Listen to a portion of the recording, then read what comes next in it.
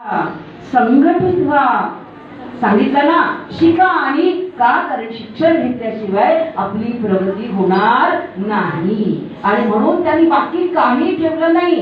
पण जर तुम्ही बघितलं तर त्यांचं एवढं मोठं ग्रंथालय आहे आणि त्या ग्रंथालयामध्ये एवढी मोठी पुस्तकं आहेत. कायम त्यांचा तुम्ही जर पुतळा बघितला तर हातामध्ये त्यांच्या ग्रंथ संपदा आहे. पुस्तकाशिवाय त्यांना दुसरं काही माहीत नसायचं. सातत्याने वाचन करायचं. मग त्यांनी आज जरी देह ठेवला तरी आम्हाला कोणता धडा दिलेला आहे बाबासाहेबांनी, डॉक्टर बाबासाहेबांनी? सांगा, काय दिलेला आहे धडा?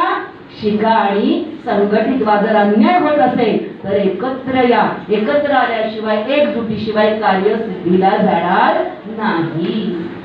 देखे त्या गीता कीर्ती मागे उडावी. पहिली ओळ झाली आपली. दुसरी ओळ काय सांगितली आहे? मना सज्जना हेची क्रिया करावी. अरे मना, तू सज्जन होतोयस ना. मनामध्ये जर काम क्रोध विकार आले तर ते सज्जन होईल का?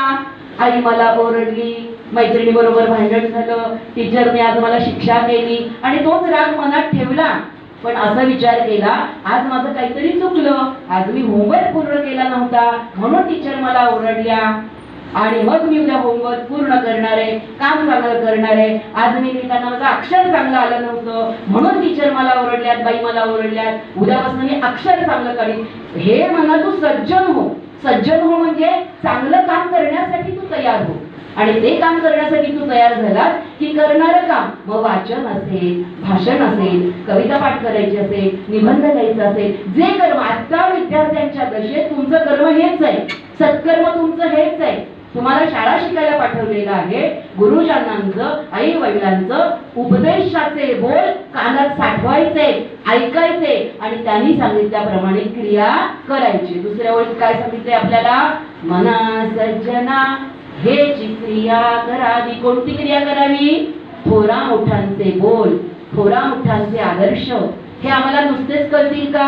त्यासाठी आम्हाला चांगली चांगली चरित्र वाचली पाहिजेत, पुस्तकं वाचली पाहिजेत, पुस्तकं शाळेत आणली पाहिजेत. आता तर ऑनलाईन जे पाहिजे ते पुस्तक तुम्हाला मिळतं. गेम खेळत बसतं की नाही, त्याच्याऐवजी पाहिजे ते पुस्तक आपण तिथे सर्च केलं, लगेच आपल्याला पुस्तक ओपन होतं, उघडलं जातं, आपण ते पुस्तक वाचावं. आता हे कार्य करत असताना मोठं होण्यासाठी, आपण गेल्यावरती आपली कीर्ती महान होण्यासाठी आपल्याला तिसऱ्या चरणात काय सांगितलंय? मना चंदना ते परित्वा झिजावे. जसं चंदन असतं, उगाळलं उगाळलं उगाळलं त्याचं खोड लहान लहान लहान होत जातं, पण जितकं उगाळलं जातं तितकं त्याचा सुगंध दूरवर पसरतो. जिथे चंदनाची झाडं आहेत आजूबाजूला बोरी भावडीची सुद्धा झाडं असतात बरं त्या जंगलांमध्ये, पण त्या चंदनाचा वास त्या बोरी भावडीच्या झाडांना लागतो. आपल्याप्रमाणे ते सुगंधित करतो. असं आपलं कीर्तीने, आपल्या वागण्याने आपण आजूबाजूचा परिसर काय केला पाहिजे? सुगंधित केला पाहिजे. प्रत्येकाला तुम्ही आल्यानंतर या, आपण जर पारिजातकाची फुलं, बकुळीची फुलं हातात घेतली आणि बाजूला ठेवली तरी आपल्या हाताला त्याचा सुगंध येतो. अत्तराचा व्यापारी असतो बघा, अत्तर विकत घेऊ नका, पण त्याच्या शेजारी जाऊन बसा. त्याच्या शेजारी बसल्यानंतर अत्तराचा वास लपतच नाही. तसं तुमचं काम इतकं उत्तम पाहिजे की तुमच्या कीर्तीचा सुगंध लपणार नाही. मना चंदनाचे परित्वा झिजावे. आणि हे चंदनासारखं झिजण्यासाठी अंतरी कोणाला ठेवायचंय? मनामध्ये कोणाला ठेवायचंय? जे सज्जन आहे, जे साधू आहे, जे चांगलं कर्म करतात त्यांनाच फक्त मनात आठवायचंय. ज्याने आपल्याशी भांडण केलंय, ज्याने आपल्याशी द्वेष केलाय, ज्याने आपल्याशी वैर केलंय, त्यांच्या बरोबर विचार मनात ठेवायचा नाही. आपण दुसऱ्याला बदलू शकत नाही. असा हा 4 चरणांचा अभंग सोडवल्यानंतर हा अभंग आम्हाला दिला होता कुणी? म्हणजे तो श्लोक मनाचा तर आम्हाला हा समर्थ रामदासांनी दिलेला होता.